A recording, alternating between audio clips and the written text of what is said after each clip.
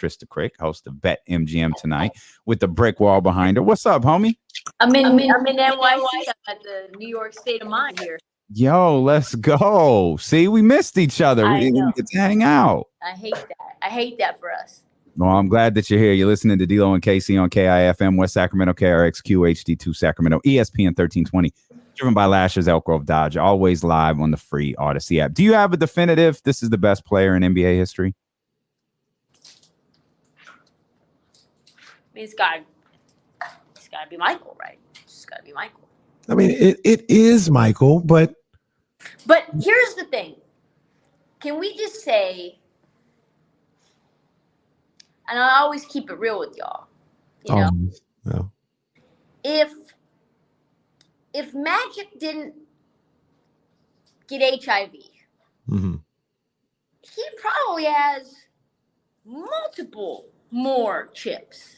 And you could say, I think even Michael has said things about just how transformational Magic was as well, in terms of how he played the game, being as much of an icon as he was, obviously, you know, captain of the team, finals MVP, his rookie year, just immediate success. Listen, those teams were stacked. So you could say, okay, well, that's something against him.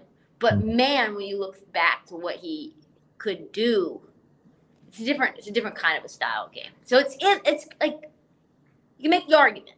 Well, there's an argument just in his career as it is for Magic being, you know, the all-time greatest. There is an argument for that. The only thing I'll say, Trysta, is when it finally clicked for Mike, the league was done. The other championships around the league were done. It was Jordan. So Magic didn't have no more to get. He didn't have no more to get. Mike had figured it out, and it was over. Yeah. And Jordan's the only player who won the championships by himself. He didn't have Scottie or Dennis Rodman or any other high-level players. He's the only player in NBA history who won them all. Well, Jordan's roster, Jordan's complimentary pieces around him, maybe the worst of those guys. You had Scottie. Well, they're definitely worse than Magic. Yes. Right. And then you get into. They're not worse than the Cleveland Cavaliers. Yeah, that's what I was about to say too. They're not worse than the Cleveland team, but that team only won one championship. But this is not worse than the Cleveland team. Well, they're comparable. I mean, how is Jordan, Scottie, Dennis different than LeBron, D Wade, and Bosh? Because D Wade. Well, so this is the 1 and 2 is the issue. The 1 and 2 is comparable, and you can say Scottie is better than, you know, the second guy or whatever the case may be. I'm a believer in Dennis. I like Dennis. Chris Bosh was a better basketball player than Dennis Rodman. Okay. Kevin Love, was he a better basketball player than Dennis Rodman? Like the third guy was better than Dennis Rodman. Dennis Rodman was a damn good rebounder and a damn good defender that did nothing else. If we get on Draymond Green all the time, then we can't act like Dennis Rodman was Superman. Okay. And I like Dennis Rodman. Broadcast journalist. I just ask questions. All I'll say is that Dennis was imperative to that chip, right? Those chips. So without him, who knows? And I think it's an addition by subtraction thing too, coming from Detroit. No, for sure. And Dennis was imperative. But then even when you get past that, now we're talking about Purdue, Bill Winnington, BJ Armstrong, John Paxson. 20 minutes crapping on Udonis Haslem yesterday. Where is he even coming from? Where is this? It started with something Jalen Rose said. You know, when people make their arguments, they cherry pick stats, and he was talking about scoring titles and defensive player of the years. And it's like, that's great for Jordan. If you want to make that argument, like, that's fine. But I can use numbers to back LeBron's case as well. LeBron's going to finish top 5 in steals. He's going to finish top 25 in rebounds. He's going to finish at worst top 5 in assists, and he's going to be the leading scorer in NBA history. So if we want to use those types of categories to frame the argument, I have just as many categories that I can frame it with LeBron James. I don't like those all-time number categories in order to boost somebody in terms of where they rank in the pantheon. Because let's be honest, although LeBron is really, really, really freaking good, he's also just been around playing at a high level for a long time. So he's going to just by nature get every record. Well, he wasn't suspended for gambling, so yes, I was about to say he wasn't kicked out the league. He wasn't kicked out of the league, guys. How many years does he have on Jordan? He's got 5 years because he didn't go to college and the 2 years he retired. Yeah. Damn. And like that part somehow didn't show up on the get out of that leaf. That part didn't show up. My dog is eating. We're in this like little workroom area, and there's like all these plants at the one. I don't know if you saw it, Damien. The one hotel over. I shouldn't even tell my location in case someone from the Chatty house is nearby. Anyway, there's a lot of plants, like so many plants, like it's jungle. And she's just, we'll just take it by. She's just eating this little, little leaf right here. The plant didn't even look safe. Like, I was like, don't do that. Stop it. You bummed about Chet? So bummed. And I hated it because I like Charles Robinson from Yahoo. I like him. He's a good dude. But I don't like let's stop with all these pro-ams. It's like, Charles Robinson is the James Ham of Yahoo, apparently. It's like, let's stop with all these shenanigans. It's like, wait, you mean just like playing basketball when it's not in season? That can happen at any time you're playing basketball on any run, anywhere, any place. If you get, and you guys know probably how I feel about this, but if you can get a community up close to these stars, they're not going to see, don't have access to in cities across the country, especially ones that are disenfranchised or have low income. Like, you do it. Like that's good for basketball. That's good for the community. That's good for little kids who grow up and idolize becoming these people or whatever. It's just good. It's just good for basketball. Yeah. So to say, we got a Chet tore his Liz Frank ligament, no pro-ams are off. It's like, no. It's like, no. I'm out on that. Do you think that we'll see some kind of like wordage in contracts, with, hey, we're not going to tell you not to play, but if you get hurt in one of these situations, maybe a percentage of the contract could be in jeopardy or something like that. You think we see that in the near future? That's a possibility, but then that would mean that Klay Thompson's whole year after he tore his Achilles would be gone, because that was not a sanctioned scrimmage. It was not safe for him to do that. Marcus too. Yeah, and it's like, okay, well, it's gonna happen. What about these Lifetime Fitness runs? What about those? What about the little hoodie Mellow, and he's doing his, all those little pure sweat. The Kenny runs. I'm sure Kenny was running games. What about the UCLA runs in the summertime that they do? Like, what about the Pure Sweat Drew Hamlin runs? Like, these guys are going to play together in the off season. So the fact that there's some people in there and some condensation in the gym, that's the condensation in the gym's fault. You should probably look into that. But the actual event itself does not, in my opinion, influence whether someone gets hurt or not. Kenny's court does meet NBA standards, by the way. He has an NBA official come check it out each week to make sure it stays up to par. You're in New York. I assume you're doing WFAN. I'm guessing this doesn't come up at all since you'll be talking 4 hours about the New York Yankees, but the Brooklyn Nets, Kevin Durant stuff is behind us. I'm curious your thoughts on it, but really the question that I think has been debated the most is, are the Brooklyn Nets contenders? I don't know how often you guys speak to people who have won titles or gotten into that realm, but every time I've spoken to people either directly or listened to it on like an interview or a documentary, they always talk about camaraderie and they always talk about chemistry. I don't know about y'all, but I'm not seeing this team gelling to the point of elite chemistry and elite camaraderie. Me particularly don't see it, right? So, no, I don't think they're true contenders. Do they have the talent? Sure. Like, is TJ Warren healthy? I have no clue. Like, is Royce O'Neal a small ball five that you can have him plug and play for defense?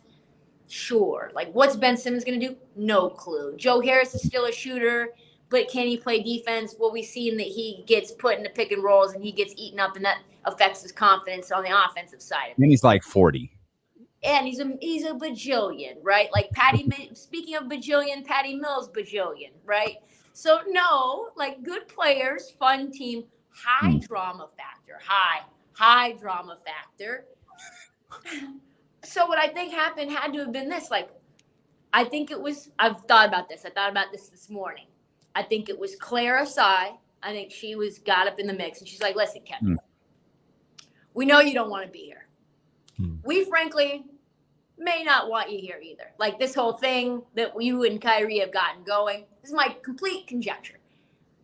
But it's not really working for us either. But let's be honest, you running around making demands and telling us who we have to fire in order for you to stick around isn't helping this thing get expedited. Now, Rudy Gobert, 5 first-round picks. If Rudy Gobert commands 5 first-round picks, how many do you think you demand, Kevin, for us to get back when we have 4 years of team control for you? Okay, so how about you just play some freaking basketball, get back in there with your guy who you wanted to play with, and we'll try to figure out some spot for you. But you should rescind your trade demand, because that's only making it more and more difficult for that trade demand to actually get executed. So play hoop, and we'll see what we can do. Makes sense. Now, here's a question I asked James Ham, because I see a lot of people upset with Kevin Durant, allegedly saying, these guys need to go and all this other stuff. And they get upset with that, and they say, you didn't say this, but he's a coach killer. He's trying to get people fired and all this other stuff. One thing that never gets brought up, Damian may be the closest to doing it, is what if Kevin Durant is right? What if Steve Nash is terrible and holding him up? What if Sean Marks isn't good at his job? Which we have evidence of that. I asked James when Damian was on vacation. I said, James, have you ever asked anyone, is Sean Marks a good GM? Because I did.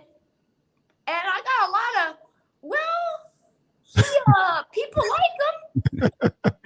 And they give you the left, right, shifty eyes. And I'm like, what's that? What are you doing with your face? I feel like that's the worst answer you can get about a job performance is when someone says, well, we like him. And people like him around the league. Like, he knows the cap. I'm like, no. Is he a good GM or not? And they're like, well, it depends on what things you value. And I'm like, okay, this isn't going well. And then secondly, I don't know if you guys know this, but I was almost damn fired for a blog that I put out the day Steve Nash was hired. Like, this guy's never coached a day. Yeah. Not a different company. You know what time it is. You have a blog? Like, wait a minute. What? I used to, when I was at Barstool, I used to do some writing. That was a part of the gig. So I wrote a lot of things about a lot of topics that are not involving sports. So I was like, this is not going to work here. On top of the fact that my man's has an avatar that is not exactly in alignment with this move of jumping in front of plenty of coaches that are more qualified and have been waiting longer than him. So, yeah, I think you're right, Kenny and Damian, that and also ask multiple people, hey, people that we trust, people that we think are good evaluators of people's in the NBA. Hey, is Steve Nash good? What do you think about Steve Nash? Because to me, it feels like the rotations are a little sus. You tell me, though. I defer to you. And I got a resounding from the people who are not affiliated with him in any way, because they're going to obviously have different things to say. It's like a no. Yeah. It's like, no, maybe at someday, but not right now. So is it so crazy that KD, have you guys ever been somewhere, probably not where you are now, because things are obviously great, but have you ever gotten somewhere and you're like, whoa, this is not what I was sold. This is the people. I don't think they know what they're doing. I don't think anyone does. Like, yo, I made a bad decision, miscalculation. And you come from a place like Golden State and OKC, where you got two of the best decision makers in all of hoops. Like, you got recruited there by, Jerry West, Sam Presti's there in OKC, and you go to the Nets and you're like, whoa. The visual effects with the phone are A1 today, by the way. The one thing about KD that makes me feel like this season could work is I really do think Kevin Durant can compartmentalize stuff. Where they told him, if you're right about Claire Stein, she was like, yo, we can't do this. You got to play with Brooklyn.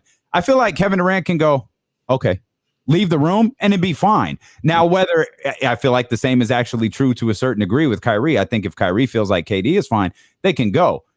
I can't speak for the rest of the roster, the Patty Mills and the Nick Claxtons and the rest of the group there. But for KD, I feel like KD's like, okay, well, let's just go win a championship then, or let's just go play. We're good.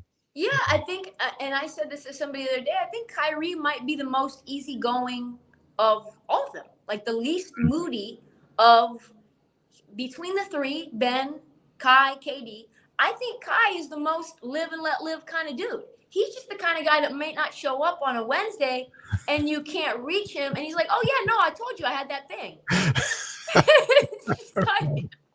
It's like no conception of like, you have to let us know when you and Cynthia Nixon are planning a rally on game day. Like, you must tell us. Like, please.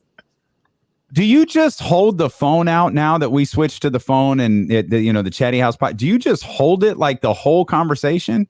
So I'm at a desk and I have my elbow resting on it, and then it's holding. Yeah, I think that the vibe is better with the phone. We need to get you like a stand or something. Yeah. You don't have to sit out like I this. agree. It doesn't bother me. It just kind of adds to the effect as it moves and wiggle moves. No, the effects have been on point today. The pointing to the side, the peak at the plant, like you've been on one today. Really quickly about the people who can move on and who cannot. I don't know how it's going to be with Nash, right? Like the whole way through. And from his perspective, he's been catching strays since day one, right? Kai goes on the podcast. Anyone can coach us. We don't have a coach. Like, this man isn't like, we don't, what time it is. And like, then he was like, we're all the GM as well. Like, I make trades one day. Kevin makes a trade another day. And it's like, wait, okay. So I think that the awkwardness level where it's like first day of training camp, it's like, Steve, Kevin. Oh, So like, he just goes off in your own separate place, right? Like, I was thinking about like the winning time where, you could tell that Pat Riley was trying to get homie fired, and then they still have to kind of share space together, even a little bit. I mean, they're just, the tensions are going to be really high. The coaching is going to be really scrutinized from like do you see? Like, they're turning their back on Steve. Like, is he even writing up any plays? Who's there with the chalkboard? Like, what's happening with the whiteboard? And I think them losing D'Antoni, definitely, because he's ripping from D'Antoni's playbook, right? That's like where he became MVP, 2-time MVP. And so he's taking that. He's got D'Antoni there, and then D'Antoni's like, yo, I can't. And that was a rift, right? That was an unceremonious one-year situation. So, yeah, I think the awkwardness is going to be tense in terms of like coach player. I had a vision, and you guys follow me a little bit here.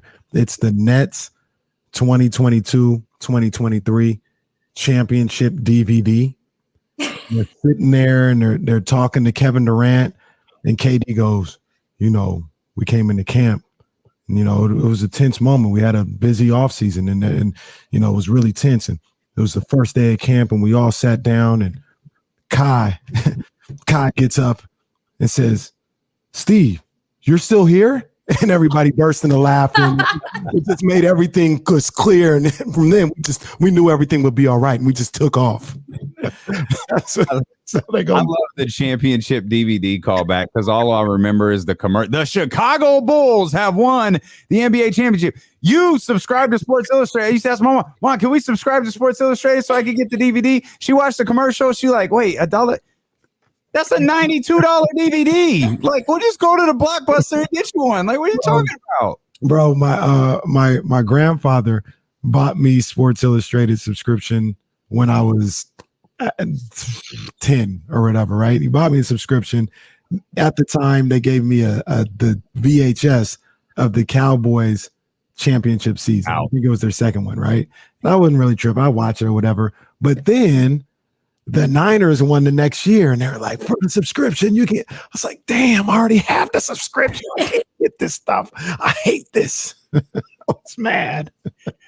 Have the fun. DVD, they also show like Kyrie taking Paolo Santos and like literally blessing Steve with the Paolo. And he's like, it's Kevin and Steve Nash holding hands in a trust tree. And it's just Kyrie blessing them with the sage stick.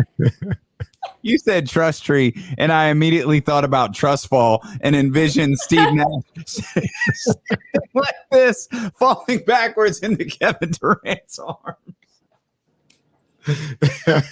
Oh, man. That's what we do. Everything will be all right. Have fun on WFAN this weekend. I will. Also, we got to move some things around next week. You guys got me crying. We got to move a special day next week because I'll be off actually doing a fill-in for Carton and Roberts. 2 something to 6, 2 to 6:30. I think it's 2 to 6:30, 4.5 hours. I'll be on the Fan Thursday and Friday. So that cuts into our time. Well, we got to make something happen the first 3 days because Trysta, I talked about it a little bit last week, and you know what it is.